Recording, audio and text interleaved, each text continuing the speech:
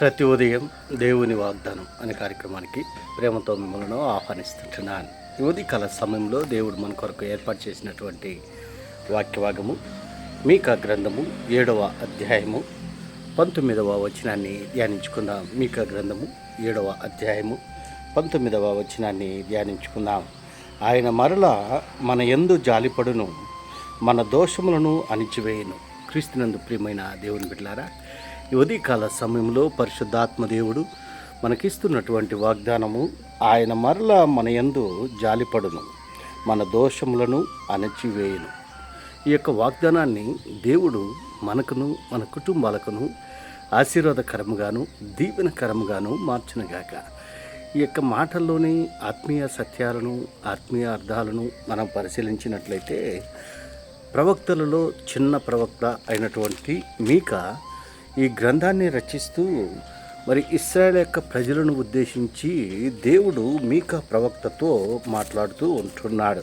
మరి ఇశ్రాయేల్ యొక్క ప్రజలు బబులోను చెరలో నుండి బయటికి రప్పించిన తరువాత మరి ఈ యొక్క మాటలను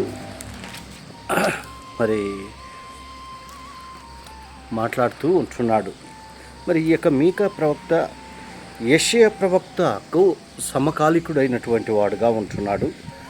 మీకా ప్రవక్త దక్షిణ రాజ్యమైనటువంటి యూదయలోని గ్రామీణ ప్రాంతానికి సంబంధించినటువంటి వ్యక్తిగా ఉంటున్నాడు. ఉత్తర రాజ్యానికి ఆమోసు దేనైతే ప్రవచించాడో అదే యోధా కూడక తప్పదని మీకా నమ్మి ఉంటున్నాడు. ఎందుకంటే దేవుడు అన్యాయాన్ని సహించడు. భవిష్యత్ కాలం గురించి నిరీక్షణాస్పదమైనటువంటి స్పష్టమైనటువంటి సందేశాలు ఈ యొక్క గ్రంథంలో మరి ఉండటము మరి ఎంతైనా మరి అవసరతంగా ఉంటున్నాయి. మరి ఈ యొక్క ఇశ్రాయేల్ యొక్క ప్రజలు ఏ రీతిగా దేవుని యొక్క మార్గాన్ని విడిచి దేవుని యొక్క సన్నిధిలో లేకుండా వారి ఇష్టానుసారంగా వారు జీవిస్తూ ఉంటున్నారు. అయితే ఆయన జాలి కలిగినటువంటి దేవుడు కాబట్టి వారి పట్ల జాలి పడుతూ ఉంటున్నాడు, వారిని ప్రేమిస్తూ ఉంటున్నాడు. ఎందుకనగా పితరులతో చేసినటువంటి వాగ్దానాన్ని బట్టి, పితరులతో చేసినటువంటి ప్రమాణాన్ని బట్టి దేవుడు ఇశ్రాయేల్ యొక్క ప్రజలను అనునిత్యము జాలిపడుతూ వారిని ప్రేమిస్తూ వారిని కాపాడుతూ ఉంటున్నాడు. క్రీస్తునందు ప్రియమైన దేవుని బిడ్డలారా, మరి ఇశ్రాయేల్ యొక్క ప్రజలు చేసినటువంటి దోషములు పాపములు వాటన్నిటిని కూడా క్షమించినటువంటి దేవుడుగా ఉంటున్నాడు.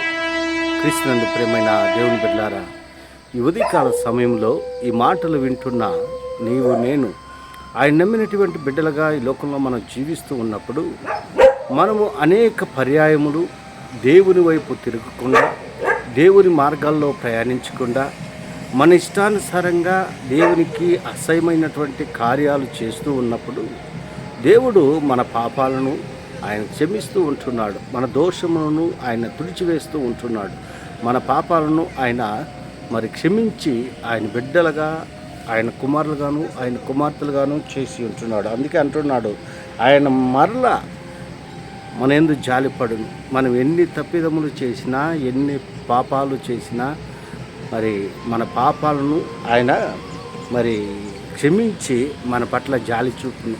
ఎందుకనగా ఆయన స్వరూపమునందు ఆయన మనలను నిర్మించుకుని ఉంటున్నాడు కాబట్టి, ఆయన పోలిక చొప్పున మనల్ని సృష్టించుకున్నాడు కాబట్టి మన పట్ల జాలిపడేటువంటి దేవుడుగా ఆయన ఉంటున్నాడు.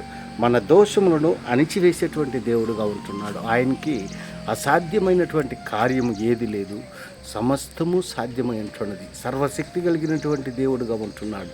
సైన్యములకు అధిపతి అయినటువంటి దేవుడుగా ఉంటున్నాడు. క్రీస్తునందు ప్రియమైన దేవుని బిడ్డలారా, ఈ ఉదయకాల సమయంలో ఈ మాటలు వింటున్నటువంటి నీవు నేను తిరుగా మన పట్ల ప్రేమ చూపిస్తున్నటువంటి దేవుణ్ణి మరువకుండా ఆయన ఆరాధించేటువంటి బిడ్డలుగా, ఆయన మహిమపరిచేటువంటి బిడ్డలుగా నీవు నేను ఉండాలని ఈ కొద్ది మాటల ద్వారా నేను హెచ్చరిక చేస్తుంటున్నాను. దేవుడి యొక్క మాటలను మరెక్కువగా మీకును మీ కుటుంబాలకును ఆశీర్వాదకరముగాను దీవెనకరముగాను మార్చినగాక. ఆమేన్.